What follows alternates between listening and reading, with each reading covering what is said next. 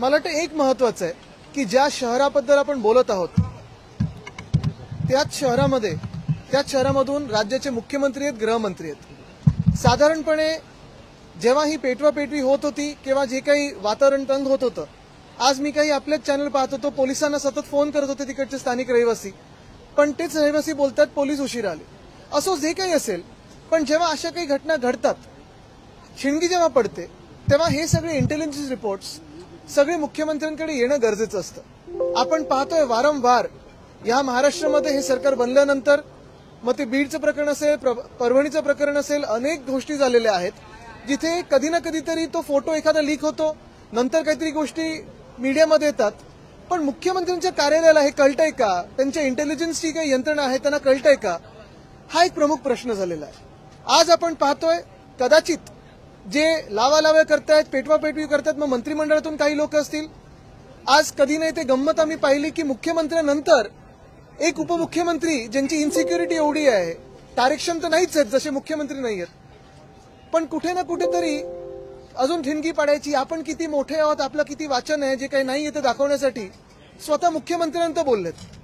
पण हे जरी असलं तरी आज कदाचित हा प्रयत्न असेल भाजपचा की महाराष्ट्राचा मणिपूर करायचा, पेटवत ठेवायचा, आणि मग जे काही थोडेफार उद्योगधंदे महाराष्ट्रात येऊ इच्छित आहेत, जी काही गुंतवणूक महाराष्ट्रात येऊ इच्छित आहे, ही देखील पाठवायची, ती गुजरातला पाठवायची. कारण एकंदर आपण पाहतो भाजपचं मॉडेल सगळीकडे एकच असतं, जिथे शासन त्यांच्या हाती लागत नाही, प्रशासन त्यांना जमत नाही किंवा साधारणपणे सरकार चालवणं जमत नाही, तिथे दंगली घडवायची आणि लोकांना त्याच्यात व्यस्त ठेवायचं. आज देशात जे प्रश्न आहेत, बेरोजगारी असेल, सेन्सेक्स असेल, निफ्टी मला वाटतं 28 वर्षात नाही तसा पडलेला आहे. महाराष्ट्रात आपण पाहतोय प्रत्येक शहरात, आज मुंबईत देखील आम्ही मुंबईचे आमदार म्हणून काही चर्चा करत होतो, पाण्याची कमतरता प्रत्येक घरात जाणवते. पण आपल्याला ह्याच्यात कुठेही चटका बसू नये, सरकारला चटका बसू नये म्हणून काय करायचं, तर 325 वर्षापूर्वी काय घडलं त्याच्यावर भांडत ठेवायचं. मी काल जे बोललो तेच आज म्हणीन. स्पष्ट म्हणणं आहे, औरंगजेबची जी कबर आहे तुम्हाला खोदायची आहे ना, जाळायची आहे, जे काही तोडफोड करायची आहे निश्चितपणे करा. वरती पण सरकार तुमचं आहे, आता तिथे पण सरकार तुमचंच आहे, खालती पण सरकार तुमचं आहे, ASI तुमच्या हातात आहे.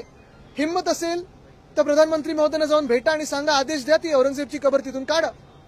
पण हे सगळं न करता काहीतरी नौटंकी करायची, तरुण मुलामुलींना पेटवत ठेवायचं, तरुण मुलामुलींना आंदोलन करत ठेवायचं, आणि सगळ्या भाजपच्या नेत्यांची मुलं मुली त्यांची यादी एक आपण काढली पाहिजे. हे परदेशी तर व्यवसाय करतायत ना, ते शिकतायत ना, ते स्थायिक झालेत. कारण ह्यांना देखील माहितीये की भाजपचं केंद्र सरकार असताना या देशात तरुणांना भवितव्य नाही. नागपूरची दंगल पूर्वनियोजित होती पूर्णपणे दंगल. कारण मग आता कुठच्या भाषेत बोललो? मराठीमध्ये. अच्छा, असं नागपूरची दंगल पूर्वनियोजित होती का? त्या संदर्भात काही वेळापूर्वी म्हणजे दंगल घडण्याआधी मोठ्या प्रमाणात अफवा देखील पसरवण्यात आल्या होत्या. बघा, हे सगळं जेव्हा होत असतं तेव्हा इंटेलिजन्स यंत्रणा, होम डिपार्टमेंट, मुख्यमंत्री कार्यालय कुठे होतं? हे तर मुख्यमंत्र्यांच्याच शहरामध्ये आहे ना. मग हे सगळं होत असताना जी जबाबदारी मुख्यमंत्र्यांनी घेतली पाहिजे प्रत्येक नागरिकाच्या सुरक्षेची, आणि अशी कुठे दंगल घडू नये म्हणून, कुठेही अफवा पसरू नये म्हणून, ठीक आहे, ते सगळं झाल्यानंतर तुम्ही हाऊसमध्ये स्टेटमेंट करता, तुमच्यानंतर उपमुख्यमंत्री बोलतात अजून पेटवापेटवी करायला, हे सगळं ठीक आहे. पण तुम्हाला सरकार चालवता येत नाही म्हणून दंगल घडू द्यायची, हे किती योग्य आहे?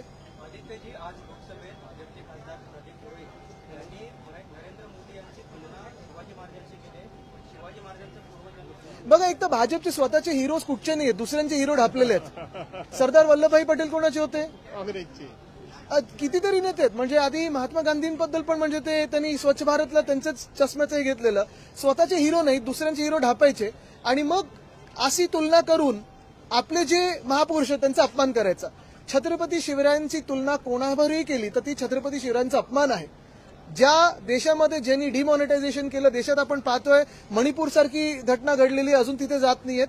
मला वाटतं त्यांची तुलना महाराजांवर करणं हा महाराजांचा अपमान आहे. मी त्या खासदाराला सांगू इच्छितो की छत्रपती शिवाजी महाराज हे आमचे दैवत आहेत. त्यांच्यासारखं आधीही कोणी नव्हतं आणि आत्ताही कोणी नाही. हिंमत असेल तर आम्ही जसं जय शिवराय बोलतो ना तसं तिथे म्हणून दाखवा, पण तुलना करू नका. राज्यातील ध्रुवीकरण करण्याचा प्रयत्न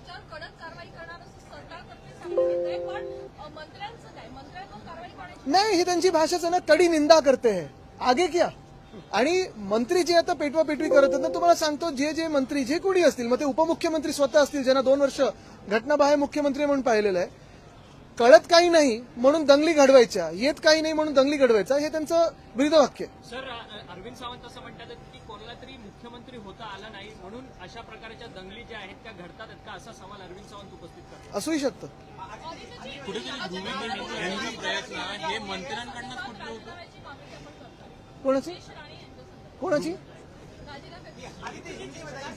कुठेतरी ध्रुवीकरण करण्याचा प्रयत्न त्यांच्याकडनं होताना दिसतो आहे. वारंवार वाद, एक मिनिट, हे संपूर्ण मग तुमच्याकडे येतो. हा, कुठेतरी वारंवार वादग्रस्त होत आहे. ध्रुवीकरण करण्याचा बघा, तुम्हाला सांगतो, मुस्लिम करण्याचा प्रयत्न. हे ना मतांचं पॉलिटिक्स तर आहेच, पण ह्याच्याही पुढे जाऊन महाराष्ट्राचं हे ना मणिपूर करायचं.